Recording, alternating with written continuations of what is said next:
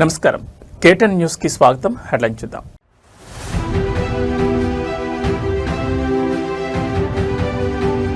వెలిగొండ నిర్వాసితులకు అండగా ప్రజాప్రభుత్వం. శనివారం ఒక్కరోజే 300 కోట్ల R&R నిధులు విడుదల.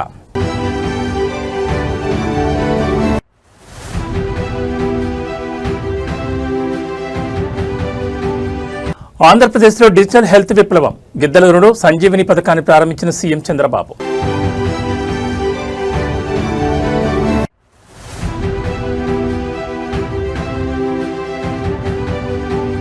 భాగ్యనగరంలో ఏరోస్పేస్ విప్లవం. సెకండ్ జనరేషన్ ఎయిర్ క్రాఫ్ట్ ను ఆవిష్కరించిన బ్లూజే ఏరోస్పేస్.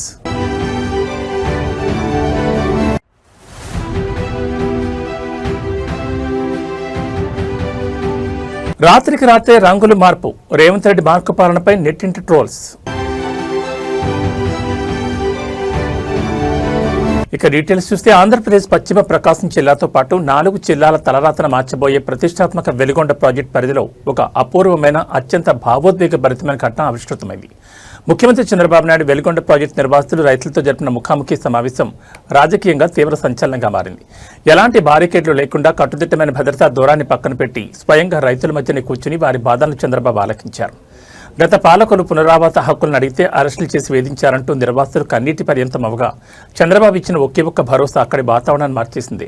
ప్రకాశం జిల్లా మార్కాపురం వేదికగా జరిగిన ఈ ముఖాముఖిలో వెలిగొండ ప్రాజెక్టు కోసం తమ భూములను ఇళ్లను త్యాగం చేసిన సుంకేసుల మరియు ఇతర ముంపు గ్రామాల ప్రజలు పెద్ద ఎత్తున పాల్గొన్నారు. ఈ సందర్భంగా సుంకేసులకు చెందిన దూదేకుల ఖాసిం వలి అనే నిర్వాసితులు చంద్రబాబు ముందే కన్నీళ్లు పెట్టుకున్నారు. గత పాలకులు తమకు రావాల్సిన పునరావాస సొమ్ము ఇవ్వమంటే జైళ్లకు పంపి బంధించారని, కానీ ఇప్పుడు చంద్రబాబు స్వయంగా 300 కోట్ల నిధులు పట్టుకుని మా ఊరికే రావడం దేవుళ్లాంటి నిర్ణయం అంటూ ఆయన భావోద్వేగానికి లోనయ్యారు. హనుమ ప్రసాద్ అనే మరో నిర్వాసితులు మాట్లాడుతూ ఈ డబ్బు అందడంతో తమ పిల్లల చదువులకు భవిష్యత్తుకు భరోసా కలిగిందని ఆనందం వ్యక్తం చేశారు. ప్రాజెక్టు పనులను 30 ఏళ్ల కల సాకారమయ్యేలా చకచకా పరుగులు పెట్టిస్తున్నందుకు రైతులు చంద్రబాబుకు పాదాభివందనం చేసేందుకు ప్రయత్నించగా ఆయన వారిని నివారించారు. ఈ సందర్భంగా సీఎం చంద్రబాబు స్పందిస్తూ 7,225 మంది నిర్వాసితులు ఉంటే గత ప్రభుత్వం కేవలం 96 మందికి మాత్రమే నిధులు ఇచ్చిందని, తాము శనివారం ఒక్కరోజే 2,351 మందికి 300 కోట్ల మేర R&R నిధులు క్లియర్ చేశామని వివరించారు. ఏ ఒక్కరికి అన్యాయం జరగకుండా ప్రతి ఒక్కరికి న్యాయం చేసే గ్యారంటీ తమదేనని చంద్రబాబు స్పష్టం చేశారు.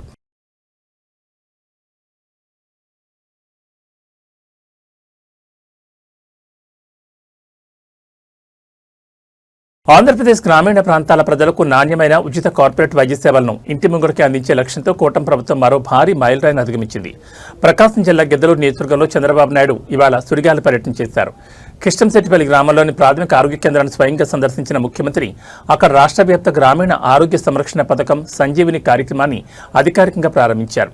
పీహెచ్సీలో అందుతున్న సేవల నాణ్యతను, మందుల లభ్యతను స్వయంగా తనిఖీ చేసిన చంద్రబాబు రోగులు, స్థానిక ప్రజలతో మాట్లాడారు.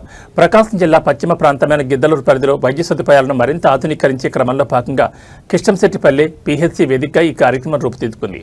ముఖ్యమంత్రి చంద్రబాబు నాయుడు సదరు ఆరోగ్య కేంద్రంలో ఏర్పాటు చేసిన అత్యాధునిక ల్యాబ్లు, వార్డులను కలిదిరిగారు.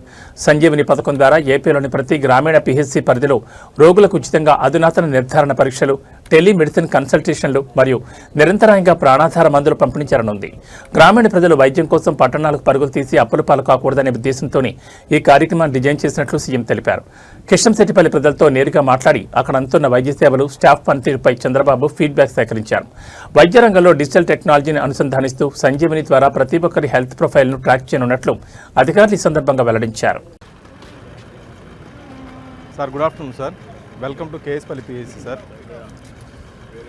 శ్రీధర్ రెడ్డి సార్. సార్, ఇది digital nerve centre Arena sir. ఇక్కడ ఓపీ రిజిస్ట్రేషన్ చేస్తారు సార్. MLHP రోహిణి ఉంటారు. డాక్టర్స్కి అపాయింట్మెంట్స్ ఇస్తారు సార్.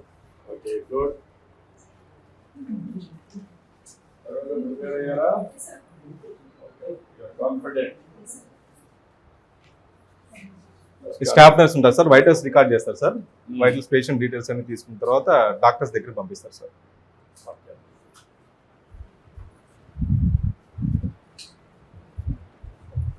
సార్, ఇది మెడికల్ ఆఫీసర్ రూమ్ సార్. ఇది సార్ ఇక్కడ pharmacist sir.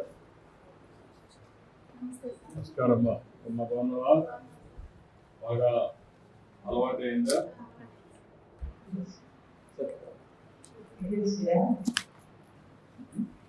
Lab technician sir. KJ గారు ల్యాబ్ టెక్నీషియన్ సార్. అంతా ప్రాపర్గా చేయగలుగుతున్నామా?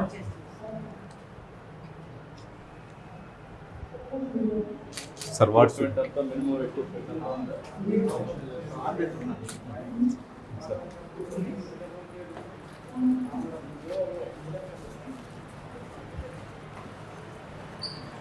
సార్ జనరల్ వార్డు ఇక్కడ పేషెంట్స్ ఉంచుతారు సార్. ఎన్ని 6 బెడ్స్ ఉన్నాయి సార్. మేల్స్ ఫీమేల్స్ ఇద్దరు ఉంటారు సార్. దీని బాత్రూమ్స్ ఎన్ని ఉన్నాయా? రూమ్ ఉన్నాయి సార్. ఇది క్లీనింగ్ అవన్నీ ఎవరు చూస్తున్నారు? శానిటేషన్ వర్కర్ ఈ ఉన్నారు ఏరియా సార్. అంతా కాదు, వర్కర్స్కి ఇచ్చారు ఇక్కడ లోకల్ వర్కర్స్ కాదు సార్, మా పిఎస్సి స్టాఫే చేస్తున్నారు ఈ స్టాఫే. కంటింజెంట్ వర్కర్ చేస్తారు.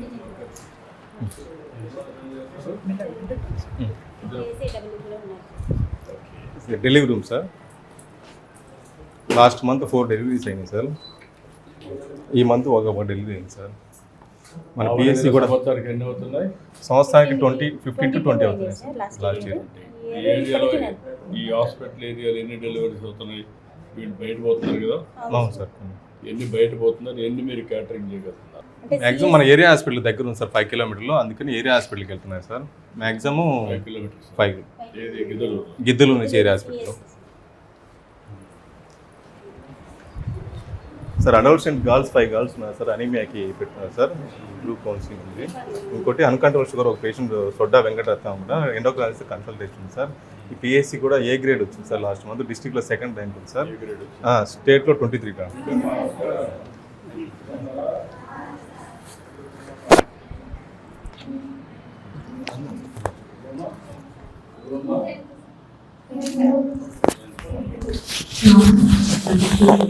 నమస్కారం అండి. నమస్తే సార్. నమస్తే అమ్మా. ఈ పిల్లలందరినీ చేస్తారా? సార్ పిల్లలకి అందరికీ కూడా టెస్ట్ ప్రకారం ఎనీమియా ఉంది సార్. వీళ్ళకి మన టాటా సంజీవిని ప్రోగ్రామ్ లో అడాల్సెంట్ కౌన్సిలింగ్ ప్రోగ్రామ్ లో ఈ వీళ్ళకి ఎనీమియా పాయింట్ ఆఫ్ వ్యూ లో వీళ్ళతో డిస్కస్ చేయడానికి కోసం వీళ్ళని సెలెక్ట్ చేశాం సార్. అయితే with your permission I will start counselling sir. చెప్పండి అమ్మా, చెప్పండి. మీరు ప్రొసీజర్ అంతా కరెక్ట్ చేయండి సార్. నా పేరు పద్మలత సార్, మెడిసిన్ ప్రొఫెసర్ అండి. Madam Vijay Geetha, nutritionist in our government medical college Ongole నుండి మాట్లాడుతున్నాం సార్. పిల్లలు మీ పేరు చెప్తారా? పరిచయం చేసుకుందామా? ఏరోస్పేస్ విమానయాన రంగ భవిష్యత్తును సరికొత్తగా మారుస్తూ భాగ్యనగరం వేదిక మరో అద్భుత ఆవిష్కరణ రూపుదిద్దుకుంది. హైదరాబాద్కు చెందిన ప్రముఖ స్టార్టప్ ఇంక్యుబేటర్ టీ-హబ్ మద్దతుతో ఎదిగిన బ్లూజే ఏరో సంస్థ తన 2nd జనరేషన్ ప్రోటోటైప్ ఎయిర్క్రాఫ్ట్ను అత్యంత ప్రతిష్టాత్మకంగా ఆవిష్కరించింది. ఏరోస్పేస్ రంగంలో సరికొత్త విప్లవంగా భావించి వర్టికల్ టేకాఫ్ అండ్ ల్యాండింగ్ సాంకేతికతతో సాధారణ ఎయిర్పోర్ట్ రన్వే మౌలిక సదుపాయాలు ఏవీ లేకుండానే నిలువుగా పైకి లేవగల, అలాగే ల్యాండింగ్ అవ్వగల విమానాల తయారీలో ఈ సరికొత్త అడుగుపడింది. బ్లూజే ఏరో సంస్థ తక్కువ దూర ప్రయాణాలను అత్యంత సులభతరం చేసేందుకు, అలాగే వేగవంతమైన ప్యాసింజర్ మరియు కార్గో రవాణా సర్వీసుల కోసం హైడ్రోజన్, ఎలక్ట్రిక్ మరియు బ్యాటరీ పవర్డ్ VTOL నెమోన్ విమానాలను అభివృద్ధి చేస్తోంది. దీనివల్ల సాంప్రదాయ రన్వేలతో పని లేకుండా పట్టణ మరియు గ్రామీణ ప్రాంతాల మధ్య విమాన రవాణా వేగవంతం కానుంది. పూర్తిగా హైదరాబాద్లోనే తయారైన ఈ ఏరోస్పేస్ వెంచర్ వెనుక టీ-హబ్ యొక్క అద్భుతమైన మద్దతు, మెంటర్షిప్, గ్లోబల్ మార్కెట్ యాక్సెస్ మరియు ఆవిష్కరణలు ఈకోసిస్టమ్ దాగి ఉన్నాయి. ఒక సాధారణ ఐడియాగా ప్రారంభమైన బ్లూజే ఏరో ఈరోజు అంతర్జాతీయ స్థాయి ఏరోస్పేస్ సంస్థగా ఎదగడం పట్ల స్టార్టప్ వర్గాల్లో హర్షం వ్యక్తమవుతోంది. గతంలో 2022లో జరిగిన టీ-హబ్ ఫౌండేషన్ డే సందర్భంగా ఈ సంస్థకు మోస్ట్ ప్రామిసింగ్ ఇన్నోవేషన్ అవార్డు కూడా లభించింది. ఆనాడు అందుకున్న గుర్తింపుతో మొదలైన ప్రయాణం నేడు ఏరోస్పేస్ రంగాన్ని రీడిఫైన్ చేసే స్థాయికి చేరింది. ఏరోస్పేస్ రంగంలో సరికొత్త శిఖరాలను అధిరోహిస్తూ విదేశీ టెక్నాలజీకి దీటుగా సరికొత్త రికార్డులు సృష్టిస్తున్న బ్లూజే ఏరో బృందానికి ప్రత్యేక అభినందనలు తెలుపుతున్నారు.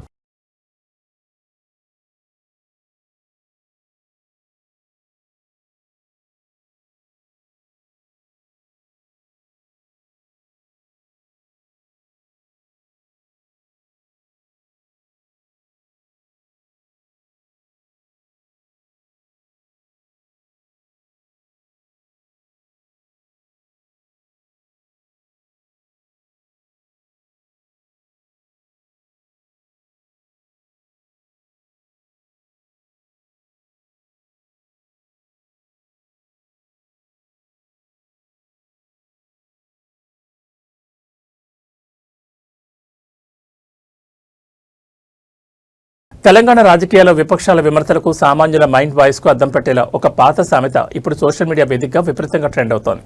మసిబూసి మారేడుకాయ చేయడం అంటే ఉన్నది లేనట్లు లేనిది ఉన్నట్లు రంగులు మార్చి నమ్మించడం. తెలంగాణ ప్రజలకు ఈ సామెత తెలియదనుకుంటున్నారేమో గానీ ముఖ్యమంత్రి రేవంత్ రెడ్డి తన పాత రాజకీయ అనుభవాలన్నింటినీ వాడి క్షేత్రస్థాయిలో సరిగ్గా ఇదే చేసి చూపిస్తున్నారంటూ సోషల్ మీడియాలో నెటిజన్లు విపక్ష శ్రేణులు తీవ్రంగా ధ్వజమెత్తుతున్నారు. కాంగ్రెస్ ప్రభుత్వం అధికారంలోకి వచ్చిన తర్వాత రవాణా రంగంలో మహిళలకు ఉచిత ప్రయాణం కల్పించినప్పటికీ ఆర్టీసీని లాభాలకు తెచ్చేందుకు వినూత్నంగా రంగుల వ్యూహాన్ని ఎంచుకునేందుకు విమర్శలు వస్తున్నాయి. పల్లెటూళ్లకు తిరిగే సాధారణ పల్లె వెలుగు బస్సులకు గ్యారేజీల్లో రాత్రికి రాత్రి కొత్త పెయింట్లు వేసి వాటిని ఎక్స్ప్రెస్ బస్సులుగా రోడ్లపై కదులుతున్నారని, ఆ పేరుతో సామాన్య ప్రయాణికుల నుంచి అదనపు ఛార్జీలు బాదుతున్నారని విజువల్స్తో సహా ట్రోల్ చేస్తున్నారు. కేవలం రవాణా శాఖలోనే కాదు, గత ప్రభుత్వ హయాంలో కేసీఆర్ నిర్మించిన డబుల్ బెడ్రూమ్ ఇళ్లకు ఇప్పుడు కాంగ్రెస్ మార్క్ 3 రంగులు వేసి వాటిని ఇందిరమ ఇళ్లుగా ప్రమోట్ చేసుకుంటున్నారని విపక్షాలు మండిపడుతున్నాయి. అలాగే గతంలో ఉన్న ప్రభుత్వ పాఠశాలల భవనాలకు కేవలం రంగులు మార్చేసి తెలంగాణ పబ్లిక్ స్కూల్స్గా బోర్డులు తగిలిస్తున్నారని, మౌలిక సదుపాయాలు పెంచకుండా కేవలం బాహ్య రూపాలను మాత్రమే రేవంత్ రెడ్డి మార్కు పరిపాలన అంటూ నెటిజన్లు సెటైర్లు వేస్తున్నారు. కొత్త ప్రాజెక్టులు కట్టకుండా పాత వాటికి రంగులేసి తామేదో పొడి చేస్తున్నామన్నట్లు బిల్డప్ ఇవ్వడంపై గ్రామీణ ప్రాంతాల ప్రజల్లోనూ అంతర్గత చర్చ మొదలైంది.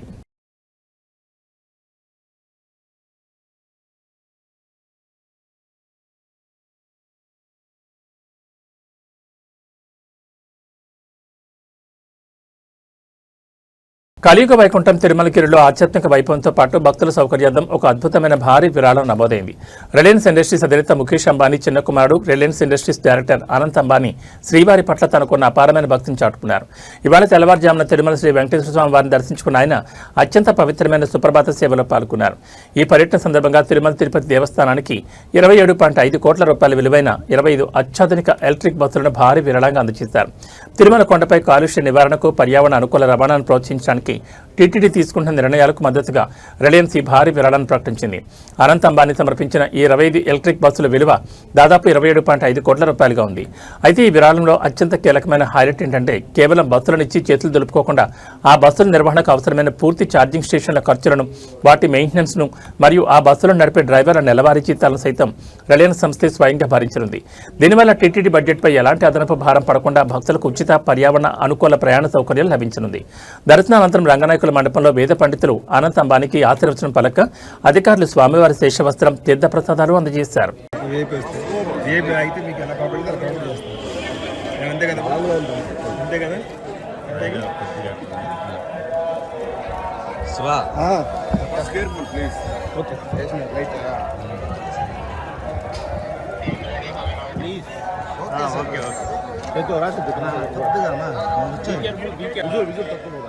आप एक आराम से ले लीजिए।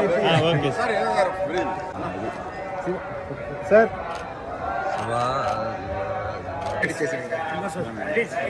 ఏం విజువల్ రాలేదు నా దూరంగా ఉంటాం కాదు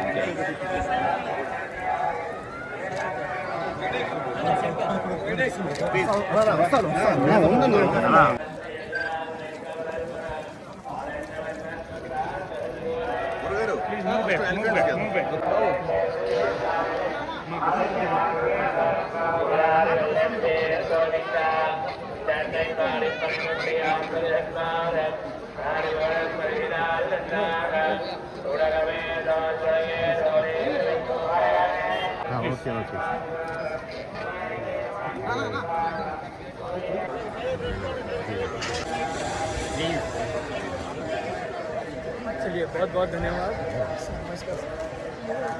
తమిళనాడు రాజకీయ ఉనికిపై సరికొత్త అధ్యాయాన్ని లిఖించి ముఖ్యమంత్రిగా పాలనలో తనదైన ముద్ర వేస్తున్న సీఎం విజయ్ ప్రజారోగ్య పరిరక్షణ ధ్యేయంగా మరో కీలక అడుగు వేశారు.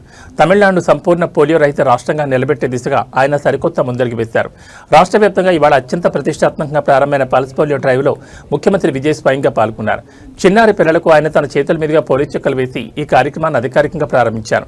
ఆరోగ్యవంతమైన సమాజ నిర్మాణంలో ప్రతి ఒక్కరూ భాగస్వాములు కావాలంటూ ఆయన పిలుపునిచ్చారు. తమిళనాడు వ్యాప్తంగా 5 ఏళ్లలోపు చిన్నారులందరికీ పోలియో వ్యాక్సిన్ అందించేలా వైద్య ఆరోగ్య శాఖ ఈ మెగా డ్రైవ్ డిజైన్ చేసింది. చెన్నైలో జరిగిన అధికారిక కేంద్రంలో ముఖ్యమంత్రి విజయ్ ఈ డ్రైవ్ను ప్రారంభించారు. వైద్యులు, ఆశా వర్కర్లతో మాట్లాడి క్షేత్రస్థాయి ఏర్పాట్లను సమీక్షించారు. ఈ సందర్భంగా సీఎం విజయ్ మాట్లాడుతూ భావి భారత పౌరులైన చిన్నారుల ఆరోగ్యాన్ని కాపాడుకోవాల్సిన బాధ్యత ప్రతి తల్లిదండ్రులపై మరియు సమాజంపై ఉందన్నారు. ఒకరు కూడా మిగలకుండా 5 ఏళ్లలోపు పిల్లలందరికీ పోలియో చుక్కలు వేయించారని కోరారు. తమిళనాడులో వైద్య మౌలిక సదుపాయాల బలోపేతానికి, ప్రజారోగ్యానికి తమ ప్రభుత్వం అత్యంత ప్రాధాన్యత ఇస్తుందని, భవిష్యత్తులో మరిన్ని విప్లవాత్మక హెల్త్ స్కీమ్స్ తీసుకురాబోతున్నామని స్పష్టం చేశారు. ముఖ్యమంత్రి స్వయంగా వచ్చి చిన్నారులకు చుక్కలు వేయడంతో తమిళనాడు వ్యాప్తంగా ఈ డ్రైవ్కు విశేష స్పందన లభిస్తోంది. புலம்பெயர்ந்து வாழும் பெற்றோர்களின் குழந்தைகளுக்கும் முகாம் நாளன்று போலியோ சொட்டு மருந்து வழங்கப்படும். இந்த போலியோ சொட்டு மருந்து மையங்களில் 2 லட்சத்திற்கும் மேற்பட்ட சுகாதார பணியாளர்கள், அங்கன்வாடி பணியாளர்கள், ஆசிரியர்கள், தன்னார்வலர்கள் மாநில அளவில் ஈடுபடுத்தப்பட்டுள்ளனர்.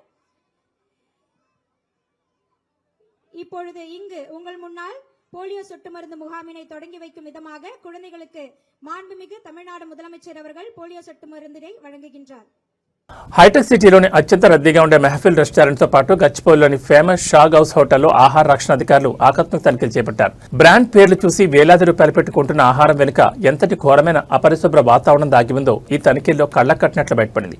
కిచెన్లో తడి ఫ్లోరింగ్, పాత గ్రిల్ చికెన్ నిల్వలు, చివరికి నిర్మాణ సామగ్రి పక్కనే రుమాలి రోటీలు తయారు చేస్తున్న భయంకరమైన దృశ్యాలు అధికారులను సైతం విస్మయానికి గురిచేశాయి. Telangana food safety task force విభాగం ఐటీ కార్డార్ను టార్గెట్ చేస్తూ ఈ మెరుపుదాడులు నిర్వహించింది. Hitech city Mehfil hotel kitchen లోపలికి వెళ్లిన అధికారులకు తీవ్ర అపరిశుభ్రత దర్శనమిచ్చింది. ఈగలు, కీటకాలతో కూడిన కింద పడ్డ నీటి ఫ్లోరింగ్, సరైన స్టోరేజ్, ఉష్ణోగ్రత లేని ఫ్రీజర్లు కనిపించాయి. అన్నిటికంటే దారుణంగా హోటల్ లోపల జరుగుతున్న రిపేర్ పనుల తాలూకా నిర్మాణ సామగ్రి, సిమెంట్, దుమ్ము పక్కనే ఎలాంటి కవరింగ్ లేకుండా రుమాలి రోటీలను తయారు చేస్తుండని అధికారులు రెడ్ హ్యాండ్గా పట్టుకున్నారు. అటు గచ్చిబౌలి షాగ్ హౌస్ లో కూడా దాదాపు ఇవే దారుణ పరిస్థితులు పునరావృతమయ్యాయి. కస్టమర్లకు వడ్డిస్తున్న గ్రిల్ చికెన్ మరియు బిర్యానీ మాంసం నిల్వలు పాతవుగా తేలడం, కిచెన్ సిబ్బందికి కనీస హెల్త్ ఫిట్నెస్ సర్టిఫికెట్ లేకపోవడాన్ని టాస్క్ ఫోర్స్ తీవ్రంగా పరిగణించింది. నిబంధనలు ఉల్లంఘించిన ఈ 2 హోటల్ నిర్వాహకులకు విపరీతమైన అపరిశుభ్రత కింద కఠినమైన చట్టపరమైన నోటీసులు జారీ చేశారు.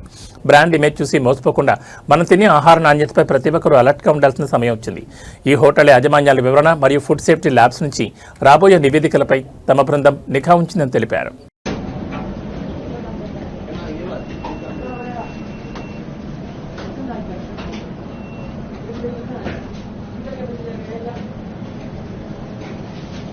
इधर ऐसे ही रख सकते हैं क्या?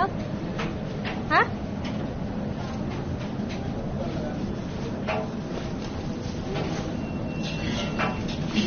आप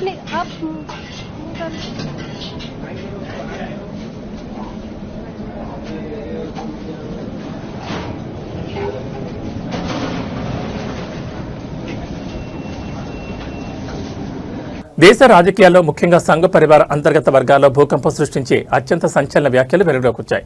రాష్ట్రీయ స్వయం సేవక్ సంఘ్ ఆర్ఎస్ఎస్లో ఒకప్పుడు ఉన్నటువంటి నిబద్ధత గల మంచివాళ్లు ఇప్పుడు తగ్గిపోయారని, సంస్థలో మంచివాళ్లకు తీవ్ర కొరత ఏర్పడిందంటూ మధ్యప్రదేశ్ సీనియర్ కేబినెట్ మంత్రి, బీజేపీ కీలక నేత కైలాస్ విజయ్ వర్గీయ సంచలన వ్యాఖ్యలు చేశారు. భోపాల్లో జరిగిన ఒక అధికారిక సభ వేదికగా ఆయన మాట్లాడిన మాటలు ఇప్పుడు సోషల్ మీడియాలో దామానంలా వ్యాపిస్తున్నాయి. పనిచేసే మంచివాళ్లు ఉండేవారని, కానీ ఇప్పుడు అలాంటి వారి సంఖ్య క్షీణించిందని పేర్కొన్నారు. ముఖ్యంగా బ్యూరోక్రసీలోని అధికారాన్ని టార్గెట్ చేస్తూ ఇప్పుడు ఉన్నతాధికారులందరూ రాత్రికి రాత్రి సంఘ్ సపోర్టర్లుగా మారిపోయారని మండిపడ్డారు. తాము కూడా చిన్నప్పుడు ఆర్ఎస్ఎస్ నిక్కర్లు వేసుకున్నామని, తమ నాన్న సంఘ్ ప్రెసిడెంట్ అని చెప్పుకుంటూ పదవులు, లబ్ధి పొందడమే లక్ష్యంగా కొందరు అవకాశవాదులు సంస్థలకు దూరిపోయారని అడ్డగట్టారు. బీజేపీ పవర్లోకి రాకముందు సంఘ్కు దూరంగా ఉన్నవారే ఇప్పుడు తమ స్వార్థ ప్రయోజనాల కోసం సంఘ్ పేరును వాడుకుంటున్నారంటూ సొంత పరివారపైనే ఆయన చేసిన ఈ అంతర్గత విమర్శలు దేశవ్యాప్తంగా తీవ్ర చర్చకు దారితీశాయి. దీనిపై నెట్జన్ల నుంచి కూడా భిన్నమైన కౌంటర్లు వ్యక్తమవుతున్నాయి. जो भी अधिकारी आता सर, मैं शाहजहाँपुर में था सर, तो माखन सिंह जी शाखा लगाते थे, वहाँ जाता था। अरे भाई अभी तुम जाते हो, हमारी सरकार में भी उसके पहले तो कोई बताया नहीं तुमने। हर अधिकारी के मन में कुछ न कुछ तो बताता है, रहता है कि मैं अपना कमर दिखाऊंगा, देखो साहब मैंने भी पट्टी, मैंने भी बेल्ट बांधा है, चड्डी पहनी है। हर अधिकारी, हर कर्मचारी ये सोचता है। सरकार आने के बाद सब संघ के होंगे, हर अधिकारी संघ का होगा। मेरे पिताजी शाखा में जाते थे, एक अधिकारी ने तो मेरे से कहा कि मेरे पिताजी शाखा में अध्यक्ष थे। मैं उसको क्या बोलूं, अध्यक्ष तो होते ही थे। ठीक है, अब अपने अपने तरीके से बहुत भीड़ हो गई है। इस भीड़ में अच्छे इंसानों की कमी है। बस अच्छे इंसान थे शादीराम जी, अच्छे इंसान हैं मोदी जी, अच्छे इंसान हैं सदाशिव जी। ऐसे इंसानों की कमी होती जा रही है। संगठन बढ़ रहा है, कहने के लिए विचारधारा भी बढ़ रही है, पर अगर अच्छे इंसान नहीं होंगे तो इस विचारधारा का महत्व क्या है इसके पर हमें चिंतन और मनन करना चाहिए। హైదరాబాద్ ఎల్బీ నగర్ పరిధిలోని ఒక ప్రైవేట్ ఆసుపత్రిలో అర్ధరాత్రి వేళ తీవ్ర కలకలం రేగింది. అత్యవసర చికిత్స కోసం ఆసుపత్రికి వచ్చిన ఓ మహిళ డాక్టర్లు సిబ్బందిపై తీవ్రస్థాయిలో రెచ్చిపోయి భౌతిక దాడి దిగడం నగరంలో సంచలనంగా మారింది. ఎల్బీ నగర్లోని శ్రేష్ఠ ఆరెంజ్ హాస్పిటల్లో లలిత కరీరా అనే మహిళ కడుపు నొప్పి ఉందంటూ అర్ధరాత్రి ఎమర్జెన్సీ వార్డులో చేరింది. అయితే పరీక్షలు చేసిన డాక్టర్లు ఆమెకి ఎలాంటి సమస్య లేదని చెప్పడమే ఆమె ఆగ్రహానికి కారణమైంది. కడుపు నొప్పితో హాస్పిటల్కు వచ్చిన లలిత కరీరా అనే మహిళకు డ్యూటీలో ఉన్న వైద్యులు తక్షణమే ప్రాథమిక చికిత్స అందించారు. అనంతరం పలు రకాల వైద్య పరీక్షలు నిర్వహించిన డాక్టర్లు ఆమెకి ఎలాంటి సీరియస్ అనారోగ్య సమస్యలు లేవని, అంతా నార్మల్గా ఉందని స్పష్టం చేశారు. దీంతో తీవ్ర ఆగ్రహానికి గురైన లలిత డాక్టర్లు తనను నిర్లక్ష్యం చేస్తున్నారంటూ అక్కడి సిబ్బందితో ఘర్షణ దిగింది. ఆసుపత్రి లోపల నానా రభస సృష్టించిన ఆమె అడ్డు వచ్చిన వారిని దూషిస్తూ దాడికి పాల్పడింది. సిబ్బంది వెంటనే పోలీసులకు ఫోన్ చేయడంతో సదరు మహిళ అక్కడి నుంచి తప్పించుకునేందుకు ప్రయత్నించింది. TS08 HG 9824 నెంబర్ గల తన కారును ఆమె స్వయంగా నడుపుకుంటూ వనస్థలిపురంలోని సహారా హాస్పిటల్కి వెళ్లినట్టు సమాచారం. ఆసుపత్రి యాజమాన్యం ఇచ్చిన అధికారిక ఫిర్యాదు ఆధారంగా ఎల్బీ నగర్ పోలీసులు కేసు నమోదు చేసి సీసీటీవీ విజువల్స్ ఆధారంగా దర్యాప్తును ముమ్మరం చేశారు. డ్యూటీలో ఉన్న వైద్యులపై ఇలాంటి దాడులు జరగడంపై స్థానిక మెడికల్ వర్గాల్లో తీవ్ర ఆందోళన వ్యక్తమవుతోంది. అర్ధరాత్రి వేళ ఆసుపత్రిలో హల్చల్ చేసిన సదరు మహిళ ప్రస్తుతం వనస్థలిపురం సహారా హాస్పిటల్లో ఉన్నట్టు గుర్తించిన పోలీసులు అక్కడికి చేరుకుని తదుపరి విచారణ జరుపుతున్నారు.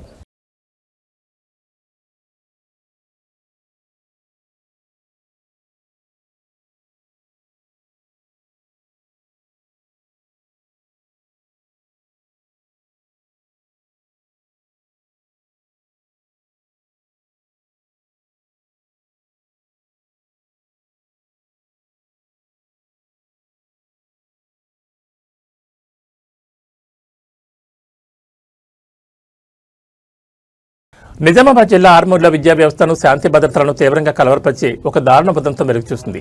పాఠశాల ప్రాంగణంలో విద్యార్థులకు పాఠాలు చెప్తున్న ఒక ప్రభుత్వ ఉపాధ్యాయుడిపై స్థానిక రాజకీయ నాయకులు భౌతిక దాడికి తెగబడ్డారు.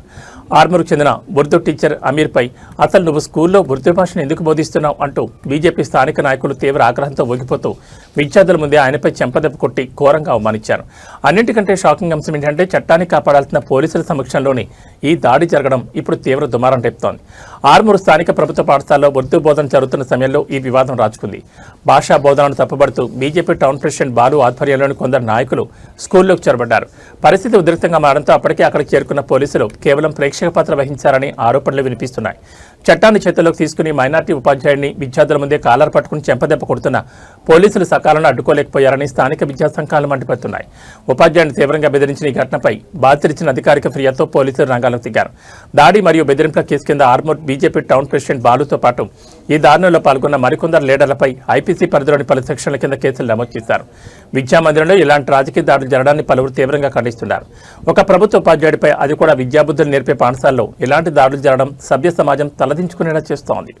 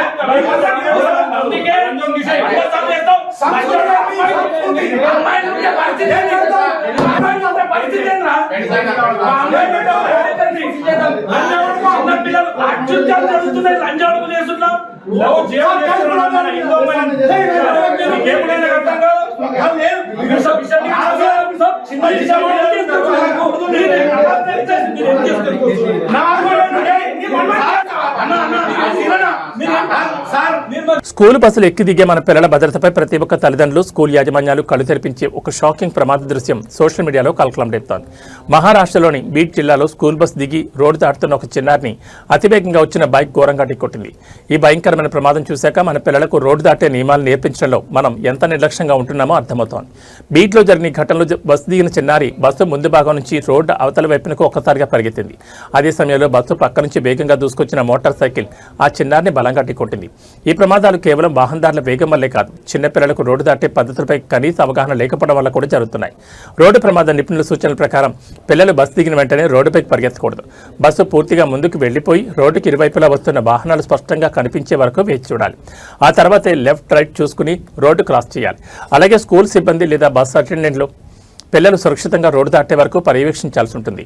పిల్లలను బస్ పాయింట్ల వద్ద రిసీవ్ చేసుకునేందుకు వచ్చే తల్లిదండ్రులు కూడా రోడ్డుకు అవతల వైపు నిలబడి పిల్లలను పిలవకూడదు.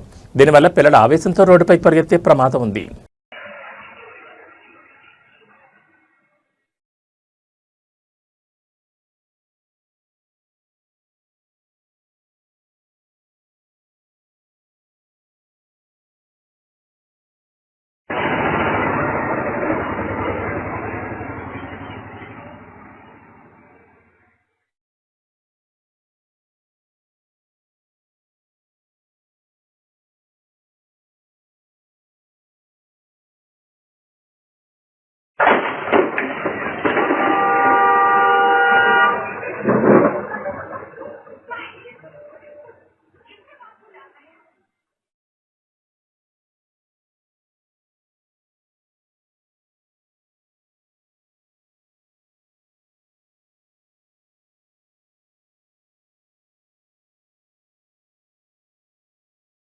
దక్షిణ భారత చలనచిత్ర పరిశ్రమలో ఒక సువర్ణ అధ్యాయం ముగిసింది. తనదైన స్క్రీన్ ప్లే, మాయాజాలంతో, విలక్షణమైన నటనతో దశాబ్దాల పాటు ప్రేక్షకులను అలరించిన ప్రముఖ సీనియర్ నటుడు, దిగ్గజ దర్శకుడు కె. భాగ్యరాజ్ ఇక్కలేరు.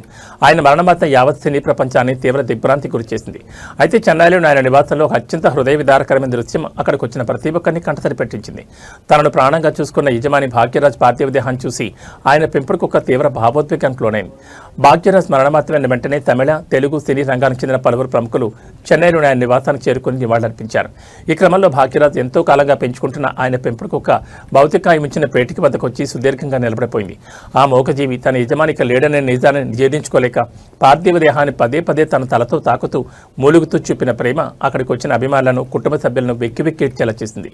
మనుషులు సైతం మర్చిపోయే విశ్వాసాన్ని ఆ మోగజీవి చాటుకుందంటూ సోషల్ మీడియాలో ఈ వార్త వైరల్ అవుతోంది. కాగా సినిమా రంగానికి ఆయన చేసిన అసమాన సేవలకు గుర్తింపుగా తమిళనాడు ప్రభుత్వం ఇవాళ మధ్యాహ్నం 1:30 చెన్నైలో ప్రభుత్వ అధికారిక లాంఛనాలతో భాగ్యరాజ్ అంత్యక్రియలు నిర్వహించేందుకు అన్ని ఏర్పాట్లు పూర్తి చేసింది.